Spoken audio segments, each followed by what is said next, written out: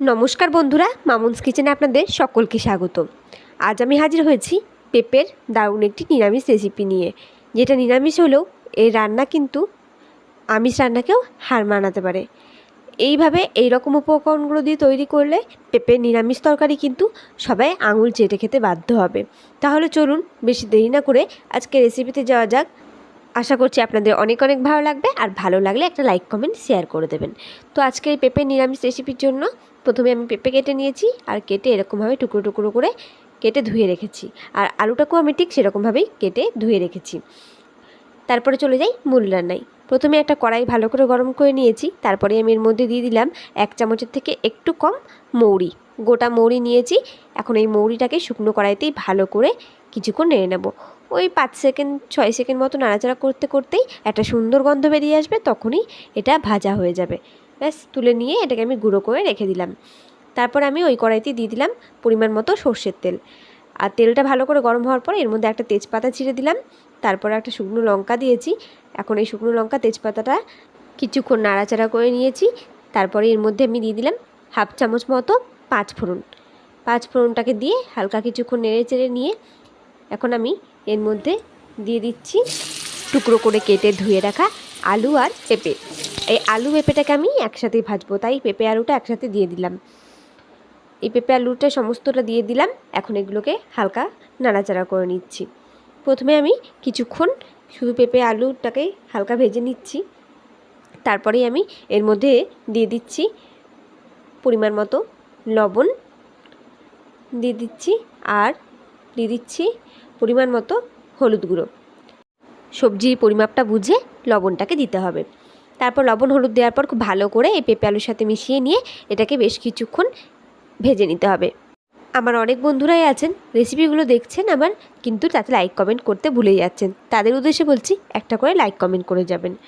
তো এই যে আমি পেঁপে আলুগুলো খুব ভালো করে ভেজে নিয়েছি। দেখতেই পাচ্ছেন কালারগুলো কতটা চেঞ্জ হয়ে এসেছে, একটু হালকা লাল কালার চলে এসেছে। ঠিক এরকম সময় বুঝতে হবে যে আমাদের পেঁপে আলুটা কষানো হয়ে গেছে। আর আমি একটু ঢেকে ঢেকেই ভেজে নিয়েছিলাম, যাতে আলু পেঁপেটা খুব তাড়াতাড়ি সিদ্ধ হয়ে যায়। তারপরে এর মধ্যে আমি আগে থেকে ভিজিয়ে রাখা ছোলা দিয়ে দিচ্ছি।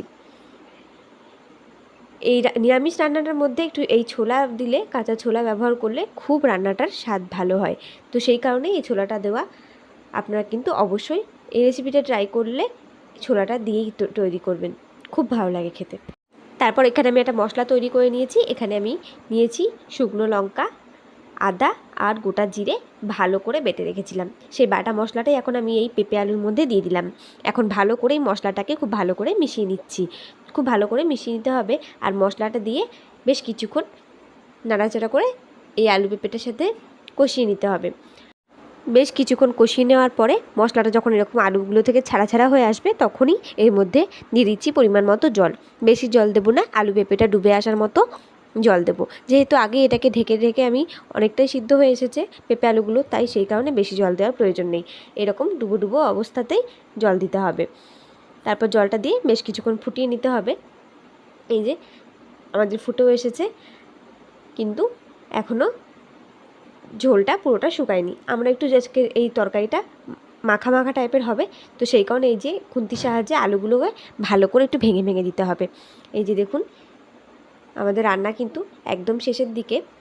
এখন আমি এটা একটু নাড়াচাড়া করে এর মধ্যে আমি দিয়ে দিচ্ছি আগে থেকে যে ভেজে মৌরিটা গুঁড়ো করে রেখেছিলাম, সেই ভাজা মৌরির গুঁড়োটা দিয়ে দিলাম। আর দিয়ে দিচ্ছি অল্প ধনেপাতা কুচি। আর ধনেপাতাটা এর মধ্যে খুব বেশি দেওয়া যাবে না, তাহলে মৌরির ফ্লেভারটা নষ্ট হয়ে যাবে, সেই কারণে অল্প দিয়েছি। এখন খুব ভালো করে এই ভাজা মশলাটা আর ধনেপাতাটাকে খুব ভালো করে মিশিয়ে নিয়েছি আলু পেঁপের সাথে। এখন আমাদের রান্না একদম শেষ। তারপর গরম গরম একটা পাত্রের মধ্যে এটাকে নামিয়ে নিচ্ছি। তো ফ্রেন্ডস, আমার এই আজকের নিরামিষ পেঁপে আলু তরকারি রেসিপি আপনাদের কেমন লাগলো অবশ্যই কমেন্ট করে জানাবেন। আশা করছি ভালো লেগেছে, আর ভালো লাগলে লাইক কমেন্ট শেয়ার করতে একদম ভুলবেন না। আর যারা নতুন বন্ধুরা আছেন তারা আমার চ্যানেলটিকে সাবস্ক্রাইব করে পাশে থাকা বেল আইকনটি অবশ্যই প্রেস করে দেবেন, যাতে আমার নিত্য নতুন রেসিপি সবসময় সবার আগে আপনাদের কাছে পৌঁছে যায়। আজকের মতো এই পর্যন্তই। দেখা হচ্ছে নতুন কোনো দিন নতুন কোনো রেসিপি নিয়ে। ততদিনের জন্য সুস্থ থাকবেন, ভালো থাকবেন। ধন্যবাদ।